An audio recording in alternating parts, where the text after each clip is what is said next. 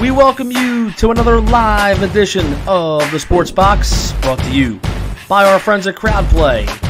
Download the free CrowdPlay app today and use the box at sign up for 10 points. And here we go.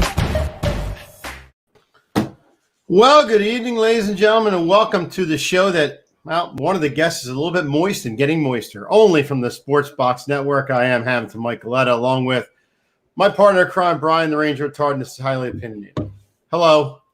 What's up? Hey, we're back. Yeah, we're back after a little bit of a layoff and, not a vacation because HR wouldn't allow it. I'll get into that. Yeah, HR wouldn't allow the vacation anyway. So we are back. We are here on our Tuesday night slot at 8:30, back talking everything sports. But first, Brian will hit you a little bit of CrowdPlay. Guys, welcome to the show. Absolutely. If you watch the show, but prior to us being banned for a week, which we will get into, obviously we're supported by CrowdPlay. Check the guys out. Free app you can download, Apple App Store, Google Play.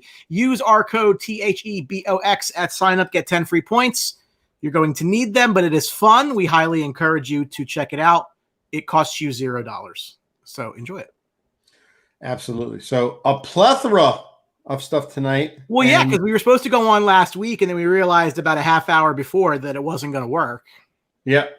The bailout special is what that was. So let's just talk about this. So it's kind of a funny story. If you really, it's annoying to me personally, but it's a funny story. So after the McGregor fight, where he lost pretty decisively, actually, we had a 7-second clip, the same as Barstool Sports. And we shared it saying how he lost. And apparently someone didn't like that. And we got a 7-day ban from going live on the Sports Box. We had a 3-day ban from posting at all, as did I. So here we are on Championship Sunday. I can't report news. JT Real Muto gets signed. Can't report that. Mark Zuckerberg can eat a dick. That's all I have to say. I have no other way to say that. I hope you're watching. We bring eyes to your platform. You should actually be compensating us for it instead of the actions that you take. It's a shame. Everything else that's going on in the political world with Facebook and all that crap, we got to deal with something like that. So it is something totally asinine. But well, listen, the one thing that I definitely want to get through to everyone is you really have to make sure you're following us on Twitter, on Instagram, our YouTube channel. We're going to be on Twitch pretty soon. I'm working on that because we cannot be held hostage by Mark Zuckerberg. And there's Chris Fallon. I specifically said in Outside the Box, do not post streams of the UFC because I know what that means, but we didn't do that. It was a clip. We are no more than reporters of the news. Yes, Matt, we did get banned. So bunch of schmucks. Yep. But we're back. We're here. Could have been worse. Could have been Super Bowl week. But again, had to be a train wreck. We really want you to follow us on other social media platforms because if this ever happens again, we're not going to shut down. But listen, we have 14,000 followers on Facebook. We have to go to where the people are. Now that you're here, find us elsewhere just in case. Yes. So, we have a special guest out of nowhere. Just pops on our show for random reasons. What do you want? I want to join the stream. You want to join the show? Yeah, absolutely. If Mike allows me to. I mean, look, sure. We were just talking about how we got banned. Would have been nice to have noticed, Mike. But I mean, I get text messages. It's fine. Well, I just popped in to say hi. I was doing a little work on the computer. It's nice. Mike's got a big week. Doing that, popping on too. Mike's got a big week ahead of him. I do. It's a scary week because if they lose, looking polo you got there. Yeah, it's actually a 2-button shirt. Wow. Yeah. Yeah, Mike. I didn't start listening until I actually popped on. But what are your thoughts this weekend? Well, we can get to that. It wasn't we're going to open with, but just because you brought it up, we'll all right. My bad. No, that's okay. That's okay. That's good. Early look. We'll talk in depth about it, and we'll go back to it. I mean, absolutely. I know today on the injury report, Antonio Brown, Winfield, and Whitehead are not still ready to go yet, which concerns me a little bit because they're going to need secondary, especially with this firepower that Kansas City is going to be facing. So they need especially Winfield back there. Whitehead is a good complement back there, can play the rotating role that they've had him in, but they need Antonio Winfield Jr. And Antonio Brown, he's a big piece of the puzzle too. He's a good weapon to have, but they can go without him if needed. I think Antonio Winfield Jr. is the big piece there. He has to get healthy. I mean, it's a Super Bowl. You got to get ready. Shoot him up. Do what you got to do. Get him in the game. But I'll tell you, Mike, I'm feeling pretty good about this game. I am. I mean, I think the Bucs in short have reviewed what they did wrong in the Kansas City game. Saw that they need more coverage on Tyreek Hill now instead of just letting them run. Because that's easy. Well, yeah, but I mean, you got to double him. I mean, you have to double him. There's no doubt. You can't leave him alone with like a guy like Carlton Davis and he'll get torched like he did, and the game's over. So, but listen, Brady got 2 weeks to prepare for this game. I think he's a good commander. He knows what he's been here before. He's done his research. I think they'll be ready. I think it's going to be a good game. Well, that's their X factor. So, to Matt Jenkins, we actually do that. So we're currently live. We're live on YouTube. We are live on Twitter, and we're live on Facebook. But our Facebook following is 14,000. Yes. Our YouTube and Twitter following is really not in that realm. So we would like to grow it. So feel free to like us on YouTube and Twitter. Yeah. So Matt's a buddy of mine from work. So go to YouTube, Matt, subscribe to the page. You'll get alerts when we go on and watch it from there if you want to. That'd be great. Henry Zimanoff, who is a very active poster and outside the box. He's always sharing stuff, which we appreciate because it brings conversation. So we like that. Want to give him a little shout out for that. But his question, I'm gonna pose this to you, Mike, being that you have a rooting interest in the game. Which injuries from either team could possibly haunt them in the chances of becoming world champions? And I believe he's a Broncos fan, if my memory serves me right. I mean, like I said, I think the Bucs could be hurt more than the Chiefs with this. And I mean, like I said, I think the Winfield Jr. injury could be big if he doesn't play. I mean, he's had a great rookie season in the league. I mean, where they drafted him coming out of college from Minnesota, he's been a stud for them right now, and they need that in their secondary. They were trying to hold on for dear life in that Green Bay game. They were running on fumes with their secondary, so they need to have a solid secondary against this high-powered Kansas City team. Velarde, your read on this coming in, because I'm curious before I give my thoughts. At least, and again, this is only Tuesday. I may change my mind 17 times between now and Sunday, but just your read on this, because on just the game itself. Well, because I think in a weird way, don't you think all the pressure's on Tampa Bay, even though they're the underdog and not the defending champions? Me and Paul mentioned it last night on our show. I think you were watching. I was in and out. Spags is actually the defensive coordinator for the Chiefs, and he was also the defensive coordinator for the Giants when they beat Brady in the Super Bowl. So I think that holds a little bit of weight. And, the talk is get pressure on Brady, do what they did in the regular season game. They're going to be able to hurt his chances of throwing that long ball or whatever he's going to do. But I really think this game comes down to the two quarterbacks. I mean, you have the GOAT and the baby GOAT, as they've been calling it all week. And you know Mahomes is going to go shot for shot with him. So is this going to be a high-scoring game? Is this going to be a 38-35 final? We don't know. I don't see the defense as playing a large role in this game. I really don't. Well, if you go back to the Saints game, I think if you go back to when these two teams played earlier in the season, I mean, they got the doors blown off early in their own building where this game is being played. And they're getting a much better defensive effort from that. I mean, you can say last touchdown win, something like that. It's not that I like Kansas City's defense that much, but I do think that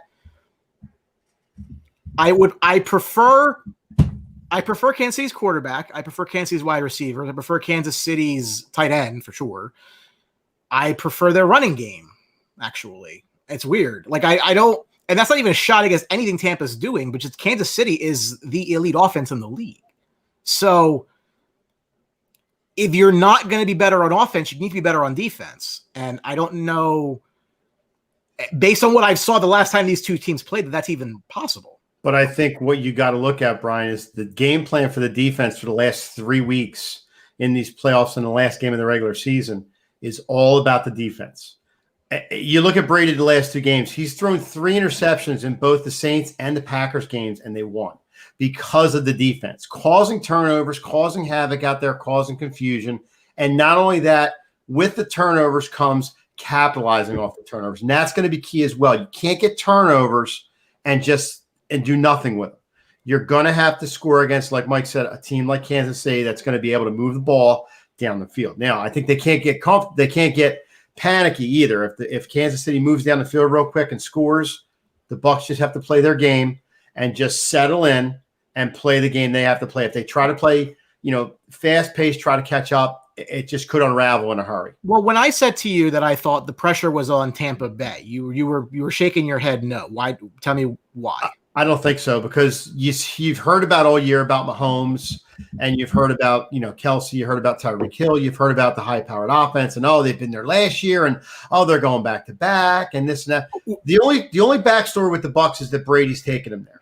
And I don't think that's pressure at all. He's done this before. He's been to this dance. He's won. He's lost at this show. There's no pressure on him. If he loses again, he's still a 6-time Super Bowl champ. And he's been there 11 times, and he's done it with a different team now. So he doesn't have to win. It's just a cherry on top I think, if he wins. I know this was brought up last night on Unsportsmanlike Conduct. I mean, between Andy Reid and Patrick Mahomes, we could be looking at the next legitimate dynasty in the NFL if they keep these guys together. And he signed for 10 years.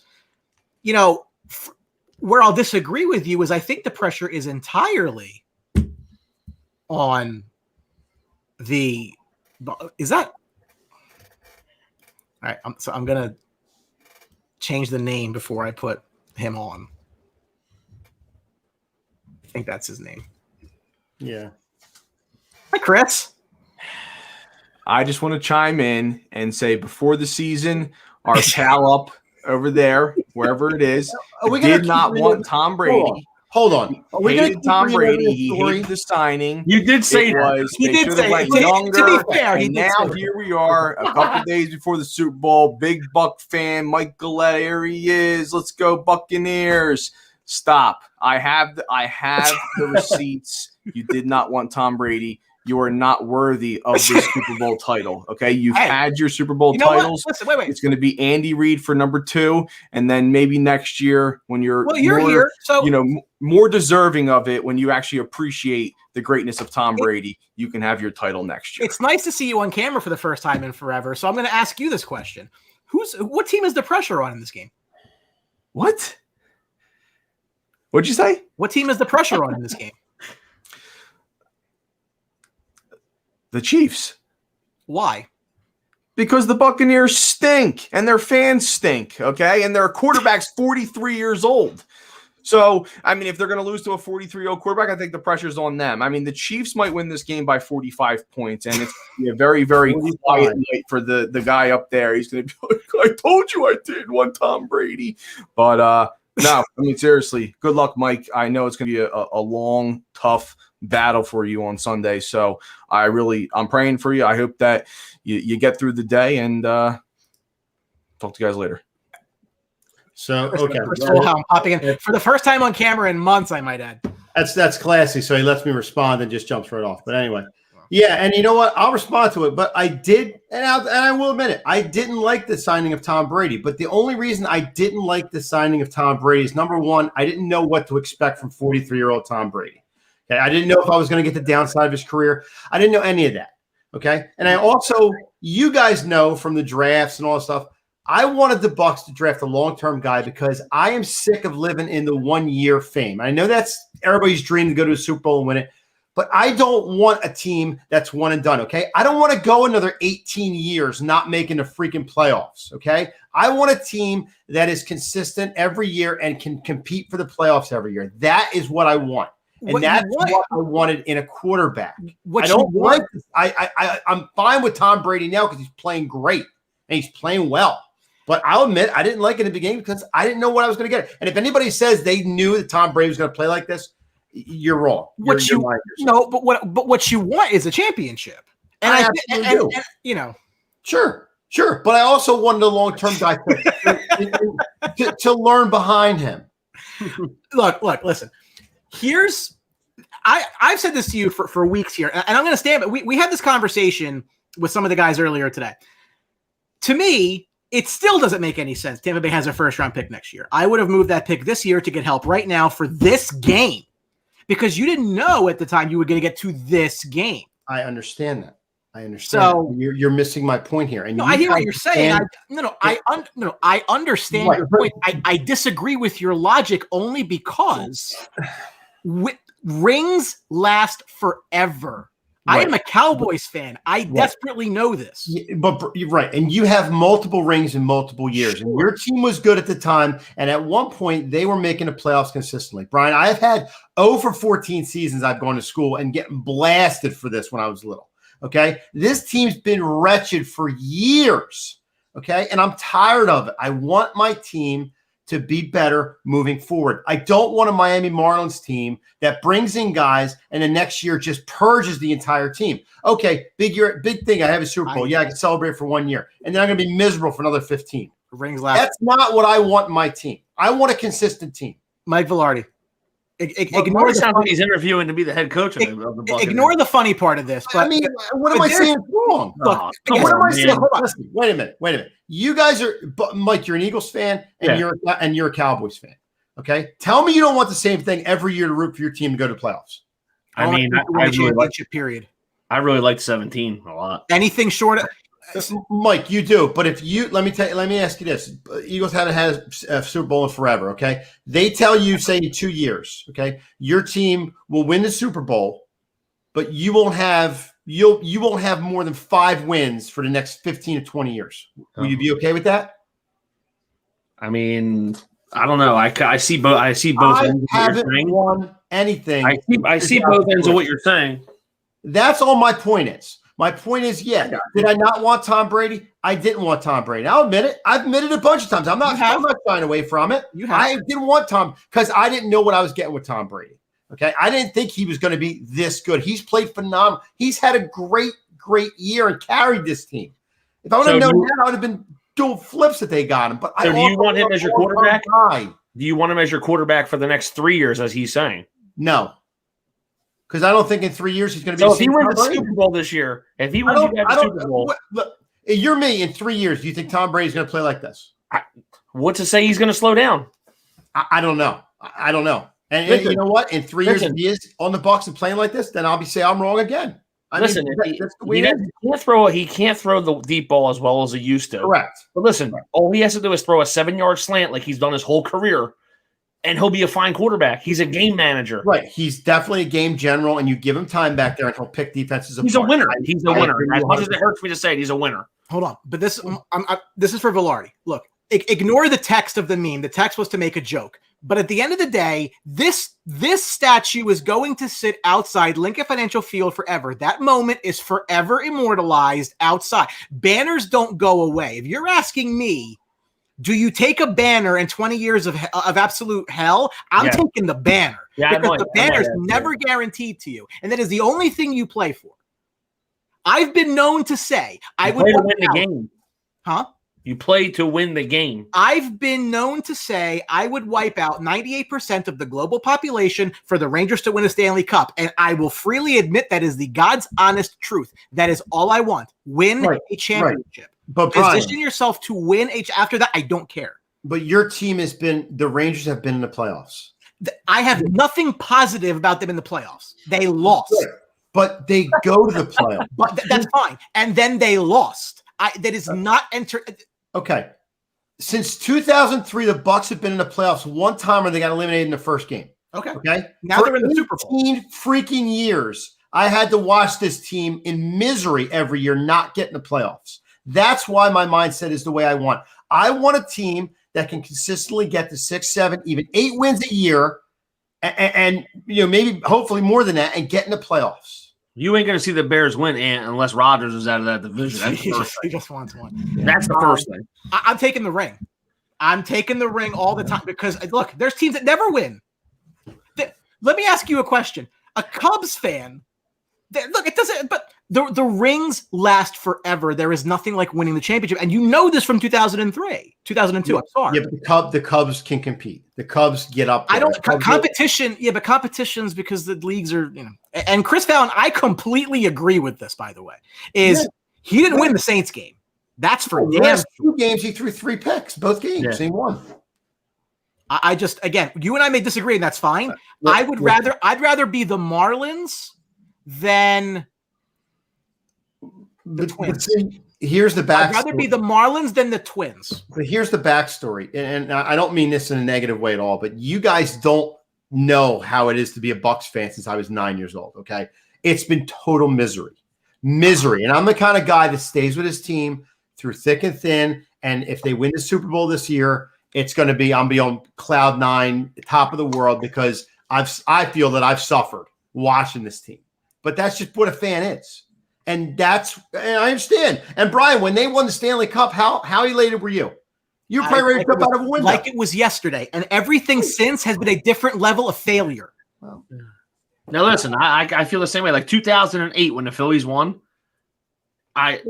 before that, 93, I guess you want to say, they sucked ever since. Right. So it's like, but when 2008 hit and they won the World Series, I was fine with it. I was like, okay, they don't need to win a title for the rest of my life. I don't give a shit at this point. Well, no, I'm saying, I got what I wanted. Right. I got what I saw. Now listen, if the Bucks win on Sunday, that's going to make your life.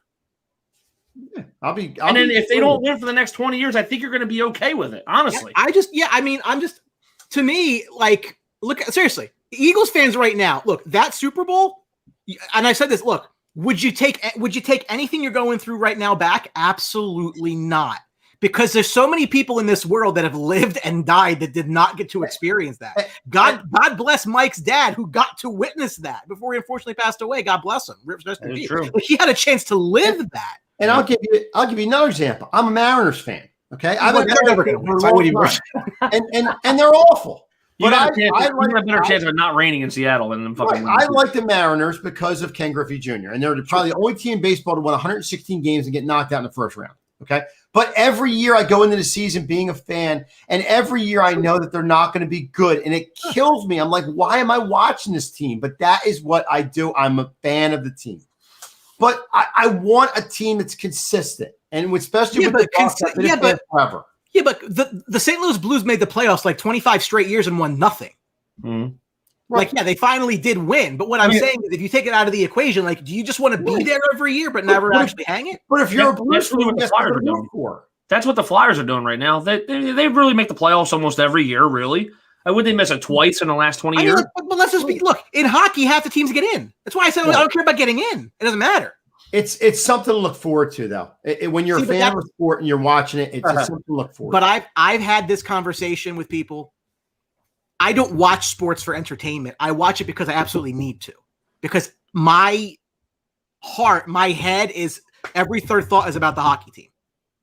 They need to win. That is the only thing that matters. So people can say, "Oh, your team's in last place." I could not care less. If they're not winning, I don't care. So you're in the mindset championship. If the Cowboys next year brought all these people in, got to the Super Bowl, won the Super Bowl, Awesome. and then we're miserable for 20 years, you'd be fine. I've already had the miserable 20 years. I've already been through that already. What's the difference? Yeah. What's 5 more? What's 10 more? What the hell do I care? Win a championship.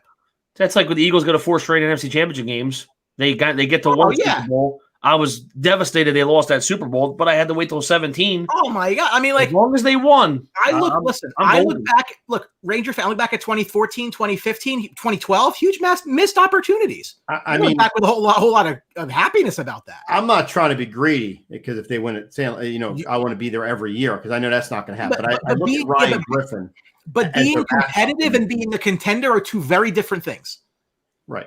You're going to have Brady there next year too, so you can have more winner. Yeah, and he's considering staying to 45. So I mean, who knows? If it gets to 45, I don't know. I don't think he's going to be that same Tom Brady, but I don't know. Who knows? He's proven everybody wrong now. So, but Velarde, that's why. Why do they still have their first round pick for next year? Why was that not moved to bring in help this year in this extremely tight window? And we're going to talk about this. This is the next topic because I want to bring this up because it's all relative. Okay. So someone said to me, whose name they'll remain nameless, but rhymes with Santino Marella, and says to me that, it's okay for the Rams to trade the 2 1s because they're in their window. Okay, fine. I'm not even we'll talk right side of mouth. Well, no, the Packers should not. They don't care that they drafted Jordan Love and didn't use that first round pick because they're looking towards the future. I said, well, first of all, I disagree with you. But secondly, they're the same damn thing. The Packers are in their window right now, the same way Tampa Bay is in their window right now. Therefore, the future doesn't matter. I am trying to win now. And what this deal said, and I want to talk about this deal with you guys because it's a lot. It looks like a lot. It feels like a lot because it is a lot. Yeah. The Lions trade Matthew Stafford to the Rams for Jared Goff, 2 number 1s and a number 3. Mike, you and I had this conversation the night of the trade. Mike Galletta, you were not available. I wanted your snap judgment to what you looked down at the Sports Box report, which beat everybody, by the way. And what was your gut reaction to this trade? I was kind of shocked that the Rams gave up on Goff, but I was also doubly shocked that they gave up more picks that they've done in the past. I mean, so what? Now they don't pick in the first round for 7 years now. 2024. This is crazy. I mean, they're rolling the dice on the future and they're trying to win now, but I think they're doing it wrong because they're giving up everything to win now, and it hasn't worked out before in the past. So why do you think it'll work out now? I know Matt Stafford. I don't know if he's that big of an upgrade from Goff. He's probably a little bit better than Goff, but I don't know if you roll the dice down. If it was for Deshaun Watson, maybe because he's a little younger, you could probably sign him long term. I don't know about Matt Stafford. I think you gave up on the farm for Matt Stafford for a couple of years. I don't. We mentioned it the other night that McVay knew that Goff's not going to win him a title. He knows that. So he did anything in his power to get him out of there and get a guy that was available and that he thought was going to help them win. He thinks that bringing Stafford in is going to be so much better than having Goff. He was willing to give up 2 first-round picks, a third-round pick to get it. They wanted to do it. They did it. I mean, I heard they did call Rodgers. They did call Green Bay, but Rodgers, they refused to trade him. So, I mean, they weren't going to get Wentz. So Anthony's point.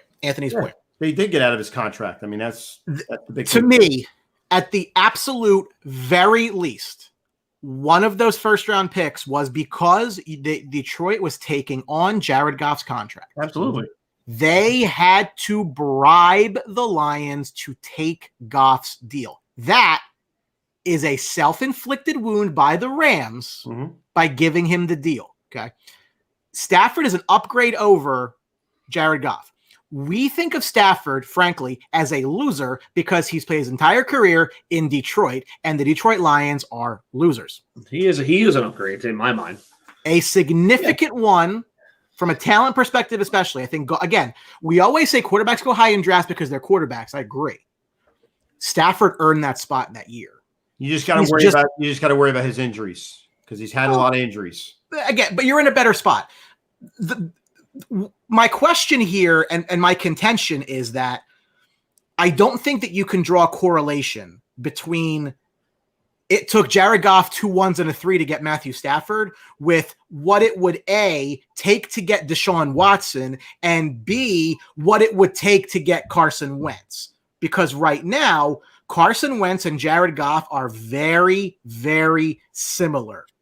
Couple good years. Team went to a Super Bowl, whether Wentz was there or not. Team went to a Super Bowl, underperforming, big contract. So to me, I don't think that you can draw too much of a corollary between what Watson would go for and what this deal here was. The idea is like, oh, well, if this is what Matt Stafford's worth, then Deshaun Watson's worth like 112 first-round picks. Okay, but it's not. Deshaun Watson's contract is not toxic. Listen, the way that I see it is, let's say Howie Roseman got a call from the Rams and was offered that deal, they would have absolutely have done that. The Eagles would have absolutely have done that. What, for Wentz? Yes. Yeah. Okay, well, but flip the script. Would you have done that? Would the Eagles have done that for Stafford? Because that's where the Eagles are in this example. The Eagles are the Rams in this example. No, I know. But what I'm saying is that let's say McVay wanted Wentz that bad, and he was the guy. I'm just saying, if that deal is offered, is that deal offered to anybody else but Stafford? Is my point. Yeah, it is. But it is because again, this is 2 first-round picks. Part of it is Stafford, but part of it's getting out of the contract. And then Chris says, well, I'm overestimating the picks need. I don't necessarily, at the very least, one of those picks was that. At the very least. What I'm saying is if I'm now the Eagles, the table has been set. If I want to get out of Carson Wentz's contract, I got to add picks to do it. This idea that they were going to, get us a 2 for him or something, that ship sailed with this deal. So I have never been more confident ever that Carson Wentz is back next year because they're not going to do that. Yeah. A team going into a pretty much a rebuild, almost a total rebuild, is not going to add picks to get out of a contract. Mike. Oh, no, I agree. Wentz is staying put now with this. There's no way they move Wentz now with that big money. Who's going to take him with that big contract? I mean, you're going to give him to Houston? They're probably – it's almost just like a swap deal. But what I'm saying – I asked Anthony Morello. I said, "Hey, would you give up Wentz and 6 for the Jets' second pick in 23, the 23rd overall pick?" He's like, "Yeah." So that's idiotic. He just doesn't like Wentz right now. So that's fine. He's very, but yeah, I know. But my thing is going into this. We're talking and Eagles. I see you have Wentz on there. My Eagles perspective. So you have a brand new coach coming in. Is the front office saying, "Okay, it's got to be Wentz to Sirianni"? Mm-hmm. So the quarterback coach that they bring in has known Jalen Hurts has been 4 years old and recruited him in high school. So where's the double-edged sword at now? So is Hurts their guy? Is Wentz their guy? If Wentz is their guy, Hurts is going to want to trade then because he's not going to sit behind him. I think they're going to keep Wentz as long as they can and then try to have this guy calm Jalen Hurts down a little bit, tell him to wait his time. So because they can't move out from under that contract. That's the problem. I think in a perfect world, they want to get rid of him. I do. I really do. I think that if they could unload that contract and have a quarterback making $1 million a year or whatever he's making, that's all they care about right now. They could. I agree, Mike. They probably would move him, but I don't know where you're going to move him to. So I don't know either. I mean, Anthony says Wentz not talking is interesting. Look, to me, I said this weeks ago. I don't want any credit for being right. This was just my read on the situation. I said Doug was going to go. I was right about that. I said Howie's going to go. I've clearly been wrong about that because this guy, he's got 9 lives. He's going nowhere. He basically. Let me ask you guys this: do you think Stafford on this Rams team now they're a contender? I do. It's their window, right, Mike? Again, they're top 3 in the NFC right now. I think they're the best team in their division. He's got to stay healthy. You got to figure the first couple games he's going to be he's going to be like Rivers and Brady were. He's been on the Detroit team for so long. He's got to learn the offense. He's got to get chemistry with Kupp and Woods and some of these guys and the running backs. He's got to get comfortable with them. And then you got to worry about the injury factor with Stafford. He's been hurt a lot in Detroit. I think he'll be better. He's an upgrade. Definitely an upgrade. So. I am a Wentz guy, and I don't think right now Carson Wentz is like buying this distressed debt. Like, I see Chris's comment. Okay, yeah, here you go. I think you can get a third. So I don't. So how about if a team said, "Listen, we'll take his contract. We'll give you a 5th or a 6th round pick." I would do that in a minute. Yeah, but let me ask you: get rid of the contract. Get rid of him. Time out. I don't care what the pick is. Yeah, but wait a minute. But hold on. But time out. If Carson Wentz is a free agent right now, does he get his current deal? No. So why is someone going to give something to pick it up? Because somebody. But I'm telling you, feels he's a franchise quarterback. They'll do that. But no. If Carson Wentz was a free agent at this moment, would he get the deal he's currently signed to? No. Okay, then. So why is someone going to give, in this case, a 3rd round pick to take on the deal that you're telling me he wouldn't be signed to? I said a 5th or a 6th round pick they would be happy with. They wouldn't give a conditional 7th because, again, what I'm saying is if you wouldn't sign him to the deal for nothing, why would you give up an asset and sign him to the deal? Because just like Chris said, because other teams need quarterbacks. Jacksonville.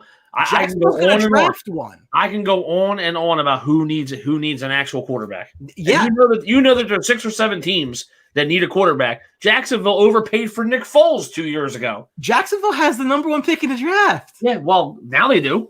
So, because the Jets screwed that up.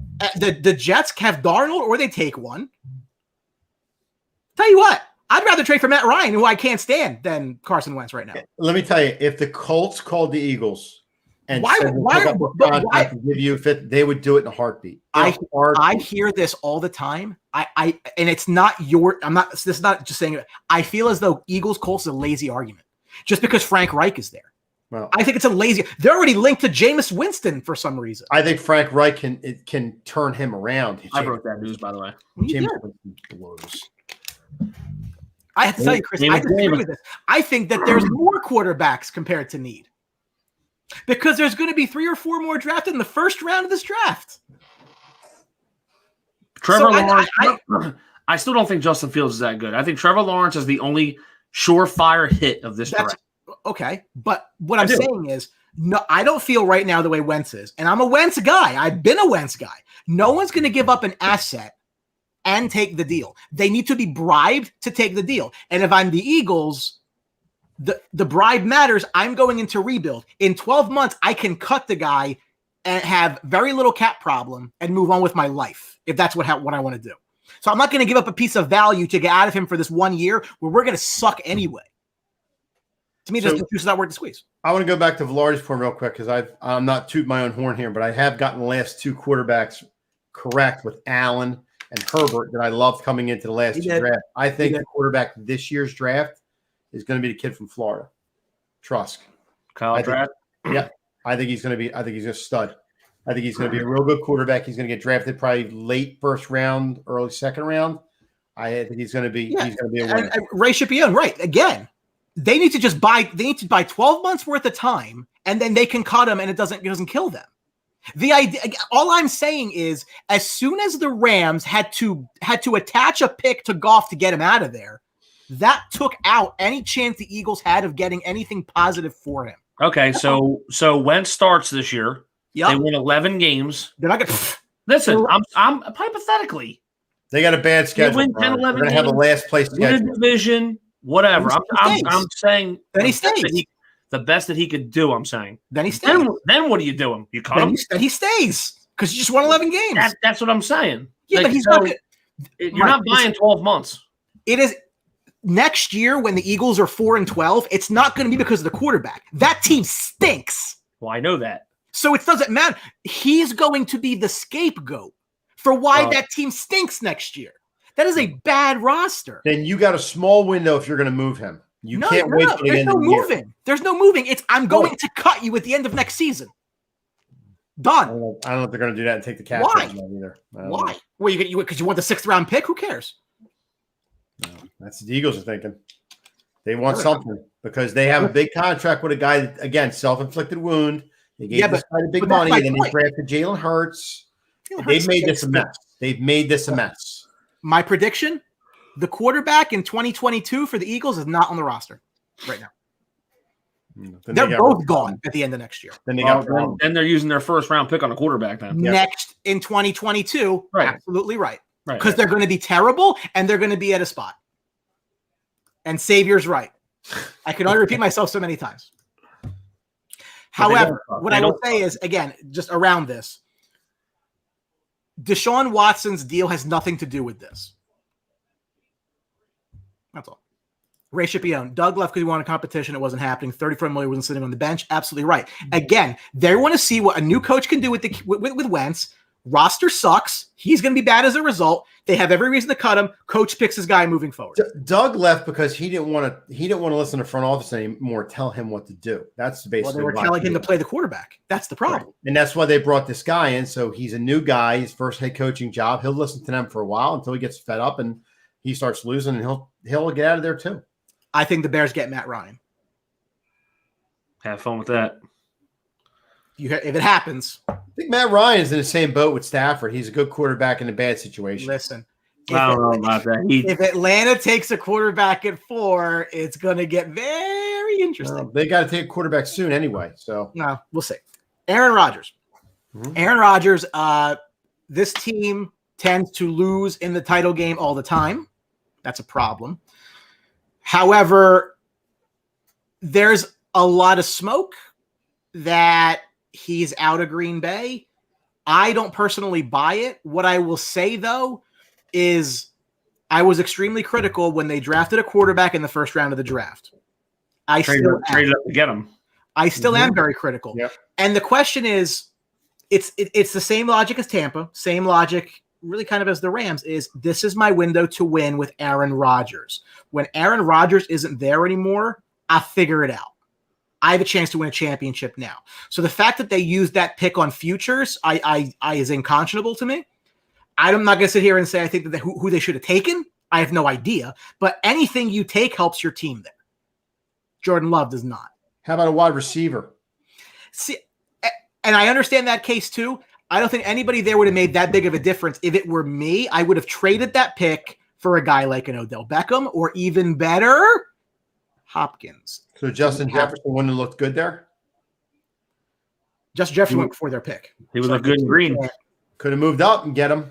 I mean, they moved up to get Jordan Love. I hear you on that piece of it, but I'm saying rather than use the pick to help my team now, they decided to draft a guy for 3-4 years down the road. You had a team that went to the championship, and Rodgers. And Bears fan just throwing shit on Aaron Rodgers. Listen, Aaron Rodgers, whether you want to say it or not, is a top 5 quarterback in the league still. Yeah.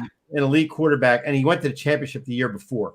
Why not get him some more weapons to push him a little more to get him over the top? Instead, they draft a future guy that at a pick that could have helped the team, and they did nothing with it. Kind of like the Eagles did.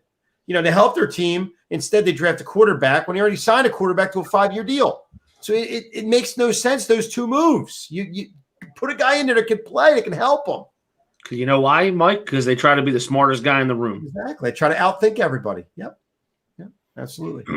How'd that work out? Velarde, if you were driving down the highway and you saw Howie Roseman crossing, would you stop? I'd hit him 10 times over, and I'd run back over him. That's the spirit. Again, how did St. Thomas work out when you're throwing to him for Green Bay and you're throwing to Lazard? What is it? Equanimous St. Brown? Whatever St. Brown. I'm sorry. St. Brown, yeah. It's all right. Again, to me, it wasn't so much that they could have drafted a receiver. I wouldn't have been upset with that, but I think you could have used that pick to help your team now in some way. I don't care if you draft another linebacker, another offensive tackle, something helps you now. Yep. That's all. You're at that cusp. Why not? Yeah, this is your window, right? Mm-hmm. JJ Watt. All the talk in Houston has been about Deshaun Watson, but under the radar, it seems like he's done there. And it sounds like he would rather be released than traded because he would get to pick where he goes. This is a guy. Pittsburgh, done. He wants to play with his brothers. I can't dispute that. But what I will say is, this is a guy who has had his entire career destroyed by a franchise. I am not going on the downside right now, and that's still good. Definitely on the downside, though, obviously. Can I give you another scenario? They lose in Dominic and Sue, and they lose Shaq Barrett. They're going to need to sign somebody. Maybe they bring in Watt. But he's at this point in his career, Mike, he's not an every down player. No. They'll have to bring in somebody else, like a backup or whatever in. But who knows? He wants to go to a winner. I mean, if Tampa's gotten this far, maybe he sees them as a winner now. Who knows? He goes there next year with Brady. Pierre Paul was throwing daggers on media. Did you hear that? He said no about the backup quarterback. No, he said we don't know who the backup quarterback is. Blaine Gabbert. Yeah, and they have Ryan Griffin back there too, who's been there forever, who stinks. So can't blame Gabbert. You can't have everything. Well, it's true. It's kind of funny that Antonio Brown and Le'Veon Bell are in the Super Bowl, and the way things work. Any last thoughts on football before we go? Is his trade value the right value? Henry, are you referring to JJ Watt? Is that what you're referring to? Let me know, because I will answer that question. If you're just let me know who you're talking about with the trade value. What is Tampa do with Vita Vea? Watt? Vita Vea. I mean, listen, Vita Vea is so good they didn't take Derwin James, so Vita Vea. That's Galetta's boy, Vita Vea. God, Vita Vea. He just came back after he broke his ankle in week 5, right? Yeah, he was hurt. He just came back for the last game. Didn't do that much, but so he's back. So we got to put a compilation. We got to put a compilation video of Mike together from when he was in your basement. I have the video somewhere. I don't know where it is. I gotta go find it. When he was in the basement, to if they win the Super Bowl, you know what I'll do? Jumping up and down. I'll do this for you. I'll film me watching the Super Bowl live, or me just watching the Super Bowl, and I'll have it ready. So when they win the Super Bowl, you'll see me either go nuts or cry or whatever. If they win on Sunday, I think you need to atone for the sins of the past by buying a Vita Vea jersey. No, I think you need to buy a Brady jersey. You should have one already. Well, why? He's going to leave in the next year after next year. If he's a Super Bowl MVP this weekend, then I'll get one. Hold on, time out. Come on. The Tom Brady Bucs jersey is an all-time great. Period. Done. Come on. I mean, look at this stupid thing. Who buys that? Already got this. Who buys that? Come on, bro. So I gotta put my order in now for a Brady jersey with a Super Bowl patch. You ordered 6-7 months ago with the Super Bowl patch. Okay. They're pretty expensive with the Super Bowl patch. I don't know why. Come on, you're good. Nah, you still get a replica with the patch on. Now, I know we're a little late on this, but for those of you who are late to the show, Facebook sucks, and we were blocked for a week because Facebook sucks. The 2021 Baseball Hall of Fame class was absolutely nobody. Yep. First thing, before I even get to the next point, your thoughts on them putting nobody in? Because I think that's ridiculous. What are you going to do? Put a guy in because he don't deserve to be in? I mean, he doesn't, just put him in because he wants to be in? There was some jumps in percentages that might help in the future. But listen, as the way it stands right now, I can't see Bonds, Clemens, or Schilling getting in at all. No. Schilling maybe. I thought Schilling could get I don't know. We went throughout the valley. He's being an a-hole now about it. I mean, because that's who he is, though. Mike, you can say the word asshole. We are not on cable TV. He's being a idiot right now. I'll let you say because I can't really. I mean, that's how you feel. That's fine. What I'm saying, but the fact that he comes out and says he wants his name removed from the ballot, something along the lines of, "I'll let the Veterans Committee do it because their opinion actually matters," and it leads to the next question, which Henry says maybe they should modify the voting rules. Like 70% need to get in. And Anthony Medio, basically, baseball writers are an embarrassment. So here's my question, right? So we're moving further and further and further and further and further and further away from newspapers and magazines and ESPN and more. So why are the writers getting such a big chunk of this? More things like the Sports Box, for example. Like, we don't have a vote, right? I'm not saying we should have one. What I'm saying is we don't have a vote. What is the future of Hall of Fame voting? Because it ends up being a popularity contest with the writers. There's the whole thing with the Bonds, Clemens, and Schilling thing. If it takes 70% of the vote to get them in, what writers are going to change their mind in the following year, saying, "You know what? I think it's his time now." Yep. They're not going to do that. It's the same writers that vote every year. Is anybody gonna put what's his name in? Pete Rose. They're not gonna put him in. Pete Rose will get in the Hall of Fame. He's going to get in when he dies. I don't Exactly know. he's going to die. That next vote, they will put him in. You watch. That would suck. But here, Pete Rose deserves to be in, by the way. But he does. All of these, look, NFL MVP, All Pro, Hall of Fame in baseball, like it's voted on by the writers. So if the writers like you, you win the awards, you get in. Is that really a way to determine this nonsense, if they like you or not? Like there's no specific, you had a Hall of Fame career. You had X amount of home runs. This was your batting average. Here are your splits. If you're a pitcher, here's your ERA, your wins, and your whip. It's none of that. It's somebody's fucking opinion. Listen, I watched Roger Clemens his whole career. He is one of the top 3 pitchers of all time that I've seen. That's how good he was. Guy was striking out 20 people, winning 20 games, and for the one thing he did, he's not going to get in. And look, Larry Walker. Yeah, I mean, I don't even know what to say about that. How did Larry Walker make it to the final ballot? I mean, he should have got in a while ago. Right. I mean, that's ridiculous. But at that point, people know that he's on his final ballot. He never did steroids, whatever the case was, and they leap him in if they have to. Right. And there's some guys, and Mike, you know this too, that the writers don't put in because they don't believe some guys should be in on the first ballot. I mean, that's the most ludicrous thing in the world. Like Ken Griffey Jr. wasn't unanimous. Who's not voting Ken Griffey Jr. in a Hall of Fame? Are you kidding me? Like Maddox, they should all be. Jeter as well. Jeter didn't get 100%. What's that? Jeter wasn't 100%, right? Just Mariano was. Which Mariano. was a disaster. But other than that, over the years, some writers don't put a guy in just because in their mind they don't care how good he is. He shouldn't get on the first ballot, which is ludicrous. It's stupid. It's the dumbest thing I've ever heard. How do you vote against Greg Maddux being in a Hall of Fame?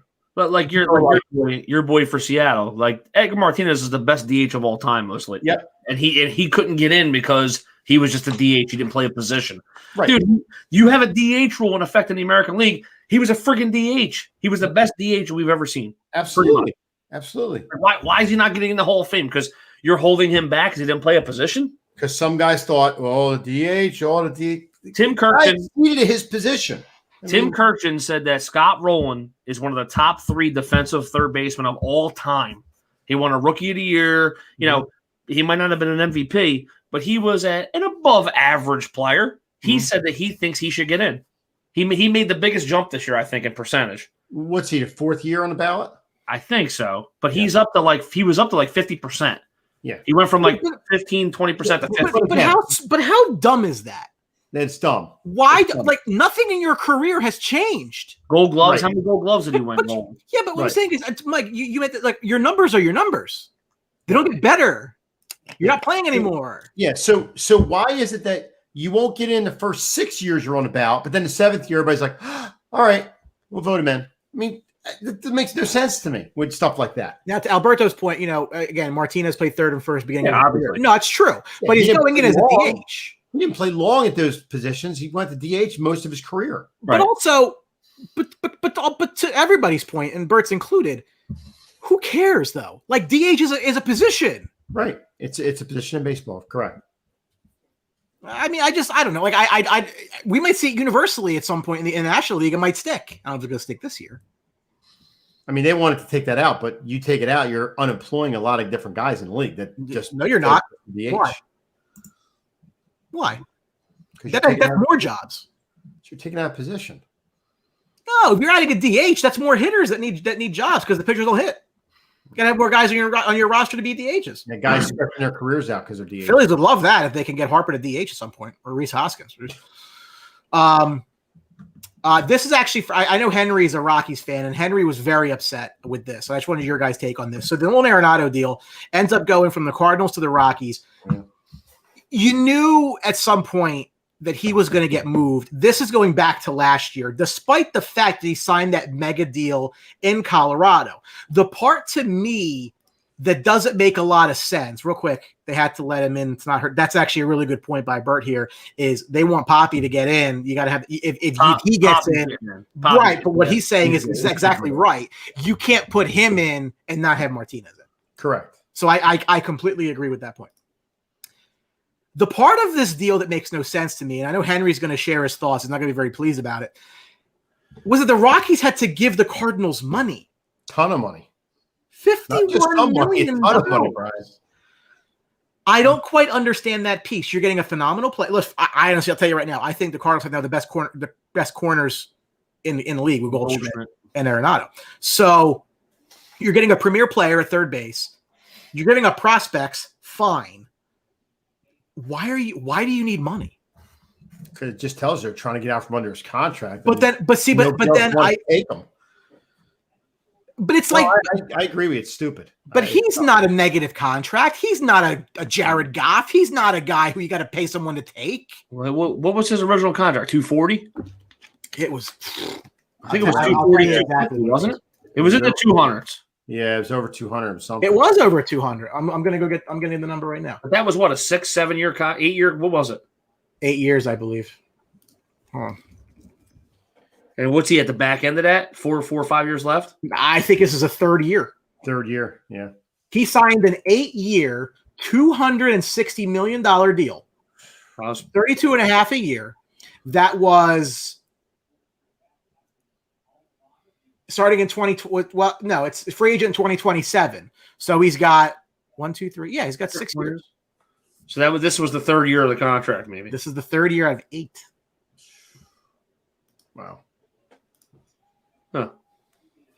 To me, I guess Henry might have jumped off, but if you're the Rockies, I don't understand why you're giving $51 million to give him away. He's too good. He's not a bad player. He's a great player. Very good player. I guess they feel it's time to blow the team up and reload. That's fine. It's time to blow the Rockies up a while ago.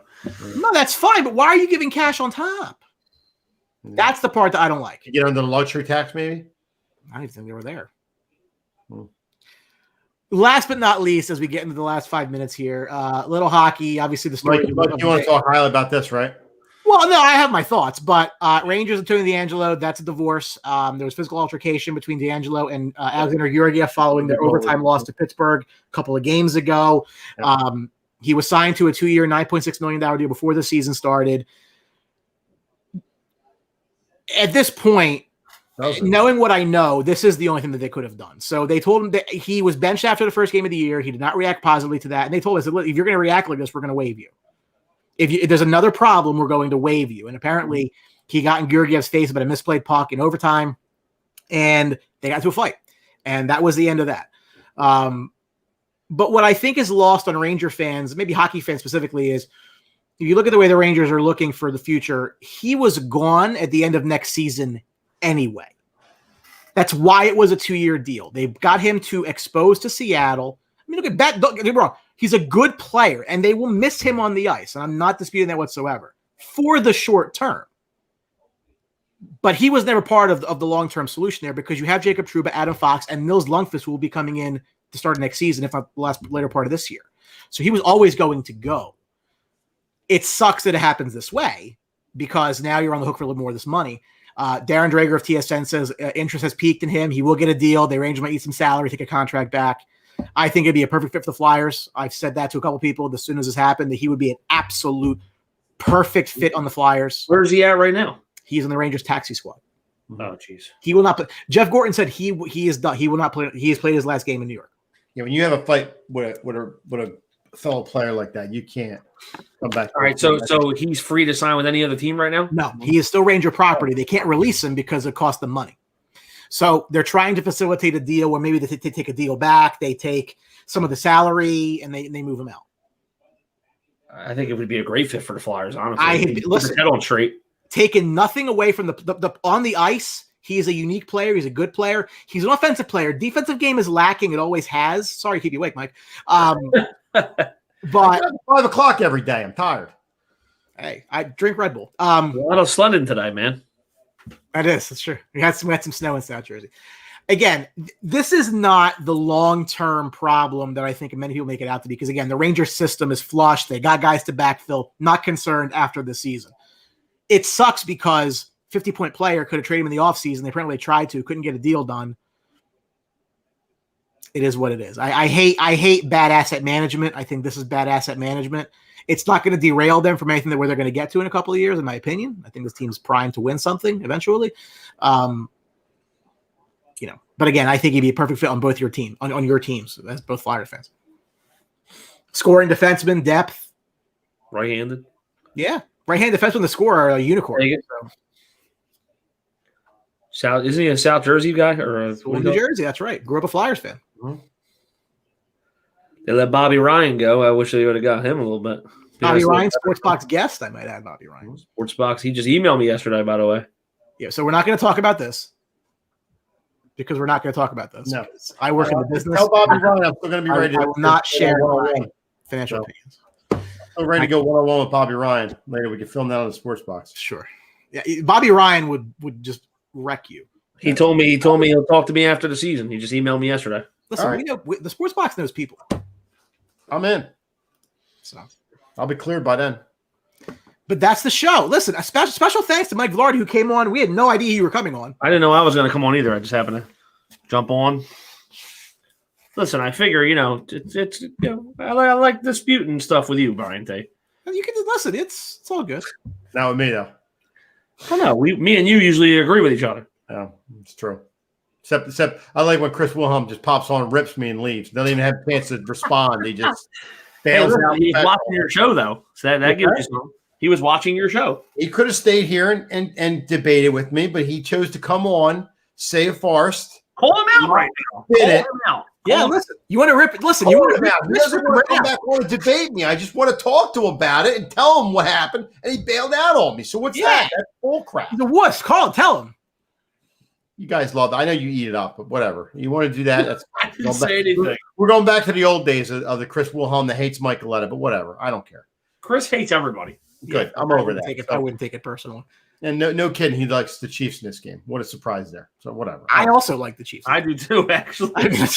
Okay. It's nothing against you. No, I just think that the Chiefs are too good. Personally, I think that line's a little low for the Chiefs to be like everybody thinking the Chiefs are going to run over the Bucs. I don't think they're going to run them over. I don't. Right. You want to put a smile on your face? Oh, Jesus. War over there in Minnesota, guys. That's right. EAGLEL Eagles, baby. If you can't spell your team's name, I'm pretty pissed that his face was on top of mine, though. You couldn't see. You couldn't see around. It's that big. Hold on. Uh-oh. All right, go ahead. Do it again. War over there in Minnesota, guys. That's right. EAGLEL Eagles, baby. All right. Football Phonics did not work for Jeremy. There we go. Yeah, definitely. So, will Mike Galletta be doing a much more animated, large-scale version of this Sunday night? Dude, you've got to be fucking kidding me. Maybe. That is my favorite video. That's the greatest check of all time. I love that video. That's awesome.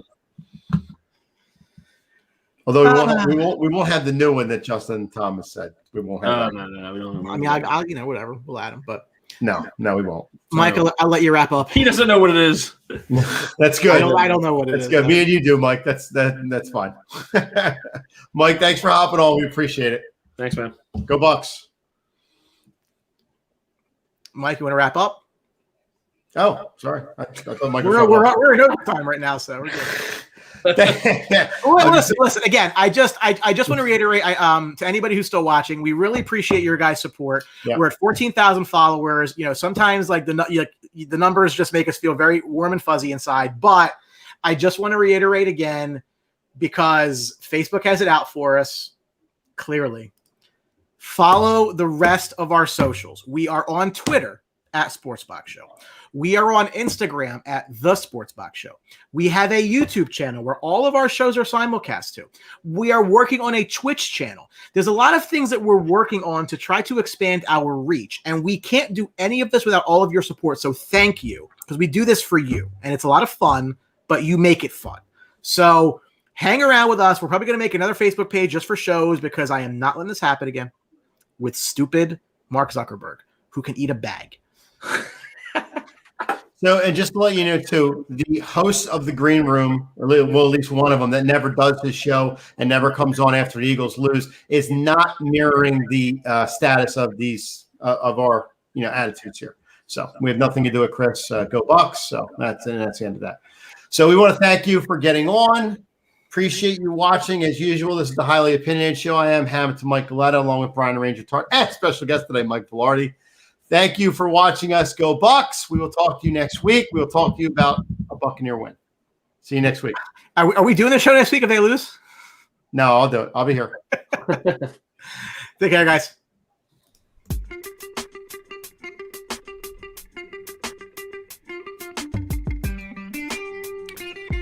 Thank you for watching the Sports Box. Follow us on Facebook at Sports Box Show, Twitter at Sports Box Show, Instagram at The Sports Box Show.